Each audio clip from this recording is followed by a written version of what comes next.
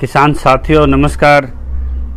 जैसा कि आज सभी मीडिया में प्रचारित किया जा रहा है कि प्रधानमंत्री की गर्दन का सरिया भी निकला है और वो आपके आंदोलन के साथ नमस्तक होकर उस तानाशाह ने सर झुका के देश के किसानों से माफ़ी मांगी है, देश से माफ़ी मांगी है और उनके एक राजनीतिक घोषणा के लिए विवश होना पड़ा है कि मैं तीनों कृषि कानून वापस ले रहा हूं।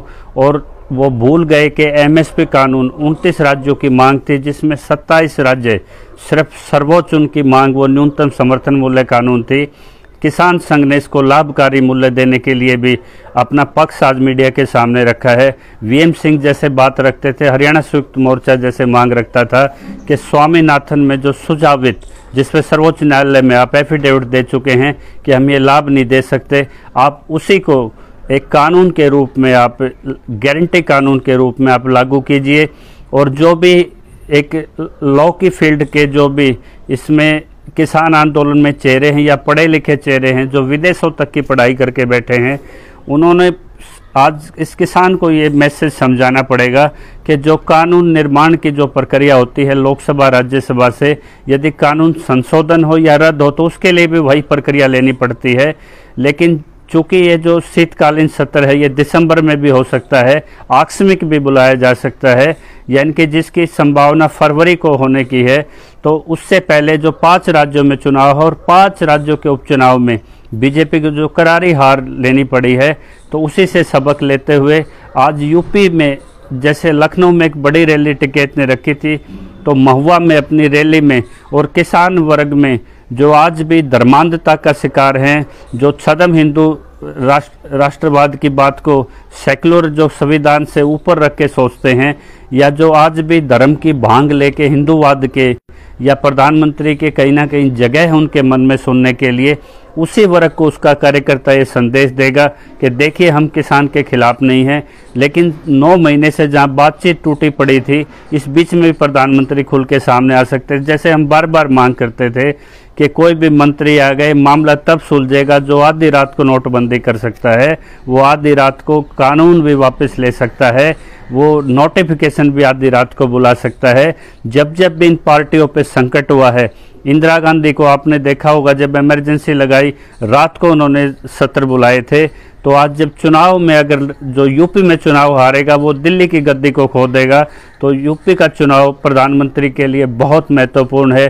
चूँकि वो देश के प्रधानमंत्री ना हो के बीजेपी के प्रधानमंत्री के रूप में हमेशा चुनावी मोड पे रहते हैं, वही उन्होंने साबित किया है। तो आंदोलन के सामने उन्होंने नमस्तक ना करके एक कूटनीतिक फैसला ये लिया है कि 5 राज्यों के किसानों को, जो करोड़ों में संख्या है, और यूपी में तो गन्ना किसान की जो उसकी 3-4 हज़ार करोड़ उसका बकाया है, और जो उसका 500-700 हज़ार करोड़ जो उसका ब्याज जो उसको देना है योगी को, आज उसका कैन कमिश्नर पे कंटेम्प्ट है और उसको अंतिम अवसर है। यानी कि आज कोर्ट भी उसके खिलाफ है। और सारी तरह का माहौल देख के और पंजाब का जिस तरह से माहौल देख के, यूपी का माहौल देख के, उन्होंने ये संदेश एक वोट बैंक दोबारा गेन करने के लिए ये फैसला लिया है। लेकिन ये जो आंदोलन जीवी थे, जिनको आतंकवादी कहा गया, जिनको विपक्ष प्रायोजित कहा गया, जिनको कुछ प्रायोजित लोग कहा गया, ये उन्हीं मंजे हुए जुझारू राष्ट्रवादी आंदोलनकारियों की जीत है।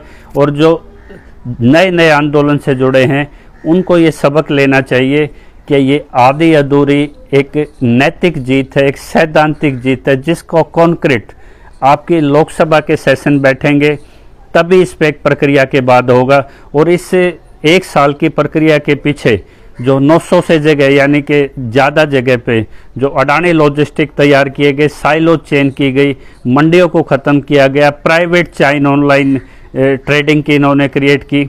आज प्रधानमंत्री को आगे आते हुए वो ज़मीनें भी वापस लौटा देनी चाहिए। और भूमि अधिग्रहण कानून 2013 जो सुमित्रा महाजन की बीजेपी की एक वो थी, सभापति थी, सांसद थी, उनकी अध्यक्षता में 4 गुना मुआवजा और मार्केट रेट वो जो तय हुआ था, जिसमें 7 राज्य संशोधन करके किसानों की सहमति की क्लॉज को ख़त्म कर चुके हैं और उस कानून को एक तरह से उसकी भ्रूण हत्या कर चुके हैं।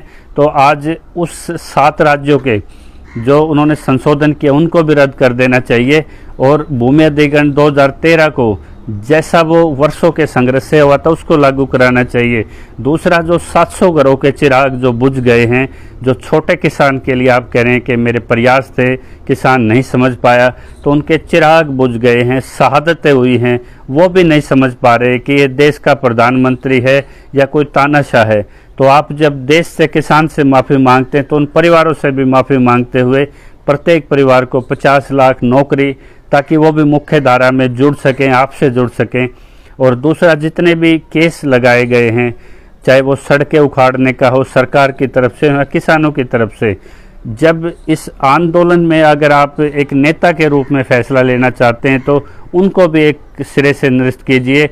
और जो गुरनाम चढ़ूनी से हमारी अपील है, हरियाणा संयुक्त मोर्चा के वो सदस्य रहे, यदि आप पंजाब जाते हैं तो जैसा कि एसकेएम की अंदरूनी मीटिंगों में होता रहा है कि एसवाईएल का मुद्दा भाई दोनों बैठ के निपटा लेंगे, तो ट्रिब्यूनल की वो सीट प्रधानमंत्री फिल करें और पंजाब में उन जत्थेबंदियों के साथ एक प्रस्ताव करके वो प्रधानमंत्री के पास भेजें, ताकि हरियाणा ने जो पानी की कुर्बानी की थी, खून बहाया था, आज हरियाणा का उसका वो हक दिया जाए। और पंजाब के किसान की भी एक ये बड़ी जीत है कि उसको अपना इतने सदियों के बाद उसके भाई ने उसके साथ शहादतें दे के उसका जिस तरह साथ दिया है वो उसका खुद का किसान भी नहीं दे सकता था। तो इस फैसले को, अभी ये प्री मैच्योर फैसला है, राजनीतिक घोषणा है, इस पे कॉन्क्रीट रूप लेना बाकी है। और एसकेएम की विधिवत घोषणा हो चुकी है कि आंदोलन चलेगा, तो हरियाणा संयुक्त मोर्चा का भी इस पे फैसला है कि आंदोलन चलेगा। बातचीत खोलिए और इसको अधिवेशन बुलाइए या अधिसूचना में कीजिए, लेकिन इस पे रियल फैसला लीजिए, ना कि आधा अधूरा फैसला। तभी ये एक बड़ी जीत होगी। और भविष्य में कृषि की बहुत समस्याएं हैं जिसमें बार बार किसान सरकार को बैठना पड़ता है, तो ये सरिया ना रखिए गर्दन का, जो 10 महीने में किसानों ने आपकी गर्दन से निकाला है। और आप इसने कई राज्यों में अपनी सरकारें खो के आपने इसकी कीमत चुकाई है। और जब दिल्ली की गद्दी आपकी खिसकती नजर आई तो तब आपको समझ में आया है ये। तो आप इसको, किसान को हमेशा साथ जोड़िए। जो बर्डन जितना भी पड़ेगा, जो कृषि उत्पादों का प्रोसेस के प्रोक्योरमेंट के बाद जो उसका प्रोसेसिंग होती है, जो उससे लाभ है, वो भी देश को बताइए। कोई ऐसा वित्तीय बोझ नहीं है कि जिसको मैनेज नहीं किया जा सकता। तो आज किसान इस देश का बड़ा वर्ग है, खेती इस देश की आत्मा है, ये सिद्ध हो चुका है आंदोलन से और आपकी जो मांगे मानने से। तो इसमें भी आप किसान को साथ लेके चलिए। उम्मीद है कि किसानों का संदेश आप तक जा रहा है। और जो भी दूर दराज मेरे भाई सुन रहे हैं, जब तक ये केस वापस नहीं होते हरियाणा के किसानों पे या देश के किसानों पे, जब तक ये आंदोलन चलता रहेगा। न्यूनतम समर्थन मूल्य और 2022 का भी वो माइलस्टोन वो पड़ाव आ चुका है। जब आप आय दोगुनी की बात करते थे तो वो भी आपको बताना पड़ेगा कितनी आपने हमारी आय दोगुनी कर दी। तो आप बड़े फैसले अभी होने हैं, तो आंदोलन को उसी ताकत से, इस फैसले से, नैतिक बल से जो आपको ताकत मिली है, उसको एक और अपने खुद के अंदर नेतृत्व जगा के गैर राजनीतिक रूप से मुद्दों पर आधारित होके एक बड़ी जीत है। और जो श्रमिक वर्ग है या प्राइवेटाइजेशन का शिकार वर्ग है, 35 साल से जिनके श्रमिक कानून कोविड में एक झटके से ख़त्म किए गए, उनको भी किसानों के साथ जुट जाने चाहिए। ताकि ये जो मैसेज है कि जब लोकतंत्र में जब नागरिक खड़ा होता है तो सत्ताएं झुकती हैं और हल निकलते हैं, तो आपके भी हल निकलेंगे। और लोकतंत्र की आत्मा पे ये एक वो खून से वो कुर्बानी दी है किसान शहीदों ने, जो औरों के लिए एक नज़ीर बनी है।